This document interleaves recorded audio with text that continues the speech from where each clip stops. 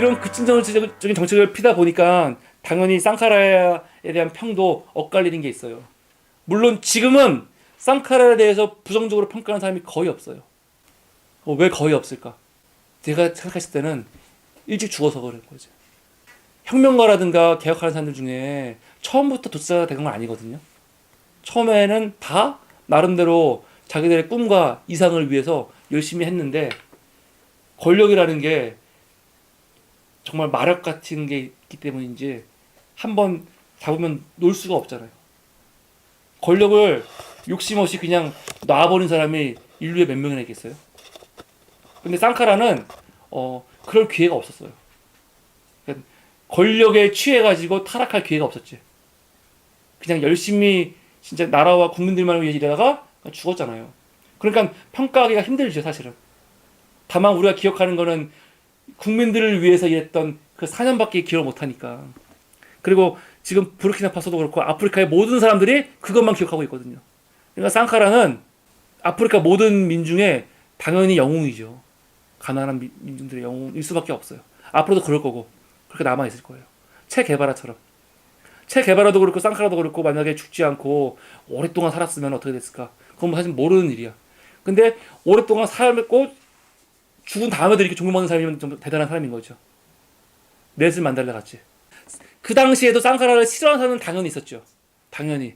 기득권층들하고 그리고 굉장히 소수역이긴 했지만 당시 부르키나파소는 절대 부자와 대부분의 가난한 사람들만 있었지. 중산층은 되게 조금이었거든요. 근데 중산층도 쌍카라를 반대했어요. 그리고 각 부족의 족장 세력들, 이런 각 마을의 이 우두머리들, 전통을 준수한 사람들도 다 쌍카라를 당연히 싫어할 수밖에 없죠.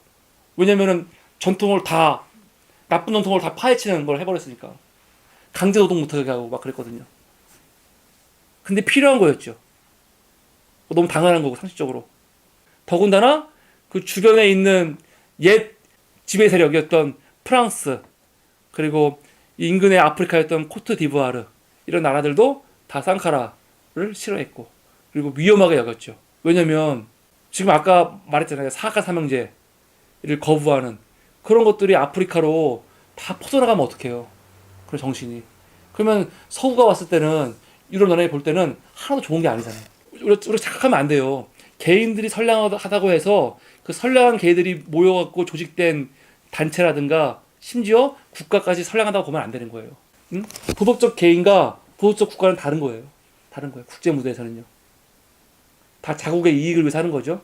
자국의 이익을 위해서 아프리카를 경제적으로 종속시키고 거기 있는 자원과 돈과 모든 것들을 부를 갖고 와서 우리 국민들을 배부르게 하려는 게 각국 정치인들의 목적인데, 그리고 자기들의 정권을 이어가는 게, 이런 여러 가지가 복합적으로 이루어지면서 프랑스의 지원을 받았다고 알려져 있죠. 보통 지원을 받아서 이제 쿠데타가 일어나는 거죠. 쌍카라는 아프리카의 체 게바라라고 보통 불립니다. 실제로 둘이 좀 비슷하다 느낌이, 그것뿐만이 아니라 쌍카라가 게바라를 굉장히 좋아했어요. 굉장히 좋아했어요. 그래서 뭐라고 했냐면, 게바라가 우리한테 알려준 게 뭐냐, 우리도 스스로 할 수 있다라는 걸 알려준 사람이 체 게바라다. 체 게바라야말로 자유로운 세계의 참된 시민이다. 근데 우리는 다 자유로운 세계를 만들기 위해서 노력하고 있고, 그런 의미에서 체 게바라는 아프리카 사람이다. 우리는 같은 국민이라는 거예요. 체 게바라는 아프리카 사람이다. 그래서 사람들이 이 쌍카라도 아프리카의 체 게바라라고 부르는 거예요. 체 게바라가 죽은 지 20년 되는 해가 1987년이에요. 이게 20년 되는 해예요. 죽은 날이 며칠? 10월 9일이에요.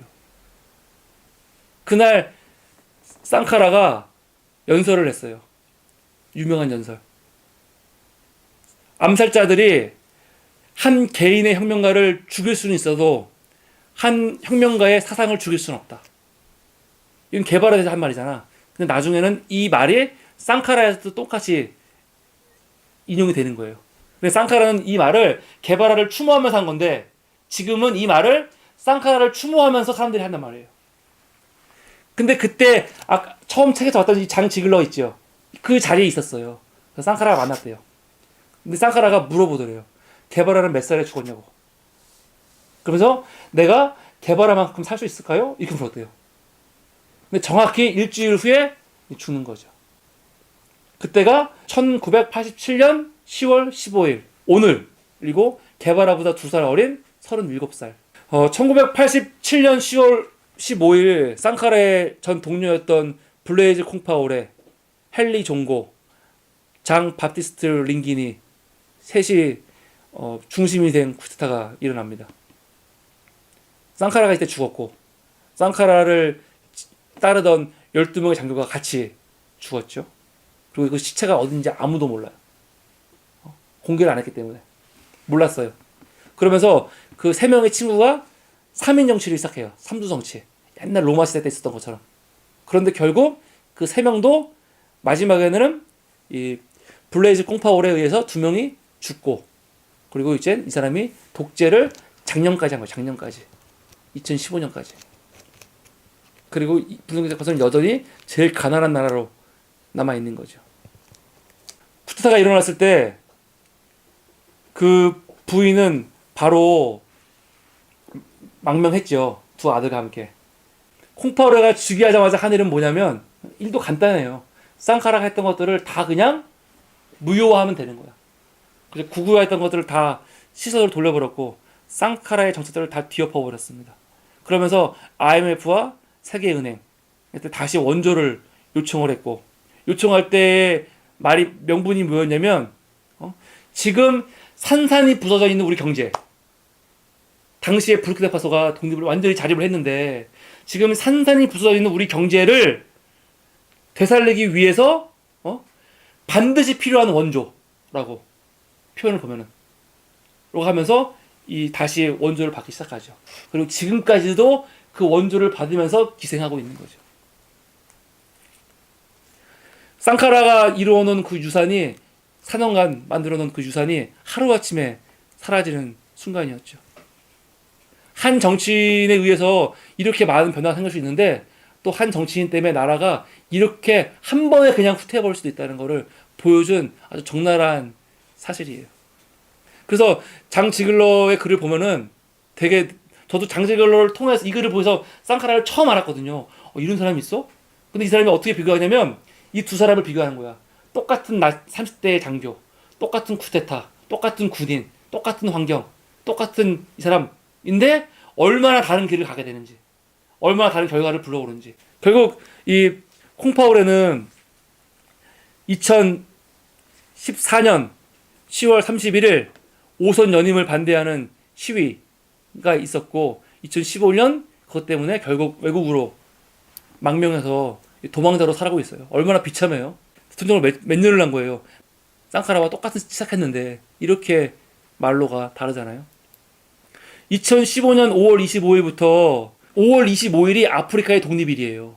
그날 상카라의 것으로 추정되는 시신 발굴 작업이 시작돼서 시신이 처음으로 공식적으로 가족들이 확인을 해요. 그리고 이제 그 유전자 조사하면서 맞냐 아니냐 그걸 지금 조사하고 있는데 2015년 10월에 상카라의 미망인이죠. 마리아미의 변호사 중에 한 사람이 나와서 브리핑을 했죠. 시체를 봤더니 총상이 12발 이상의 초상을 받아서 죽은 상카라의 시신에 대해서. 상카라를 보면서 볼 수 있는 거는 아프리카를 보면서 사람들이 보통 도저히 안 된다. 모든 사람들이 도저히 안 된다고 했을 때 왜 안 돼?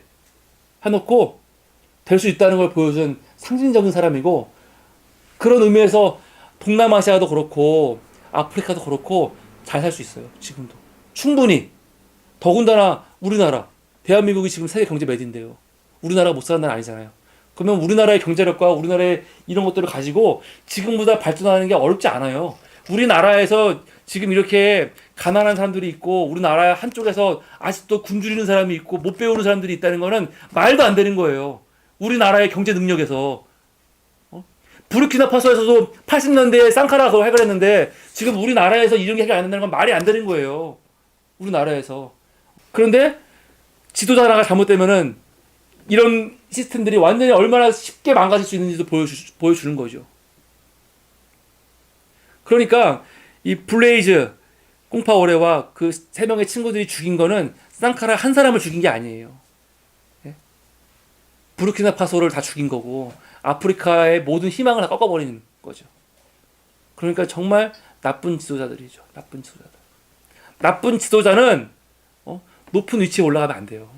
그냥 작은 위치에 있으면요 피해가 적어요. 그런데 나쁜 사람이 고위직으로 올라가면, 나쁜 사람이 담임 목사가 되면, 나쁜 사람이 대통령이 되면 그 폐해가 너무 커지는 거예요. 너무 커져. 그래서 능력이 없는 사람이야 나쁜 사람. 스스로 생각했을 때 나는 그 정도 그릇은 아닌 것 같아. 그러면 절대로 높은 지위에 올라가면 안 돼요. 그냥 겸손하게 낮은 위치에서 사는 게 공동선이고 모든 사람을 위하고 인류를 위한 거라고 생각합니다. 오늘은 10월 15일 토마스 상카라가 죽은 날입니다. 아쉬움 때문에 오늘은 토마스 상카라에 대해서 함께 좀 소개했고 나누었습니다. 오랜 시간 경청해 주신 여러분 감사합니다. 유튜브와 팟빵을 시청해 주신 여러분 감사합니다.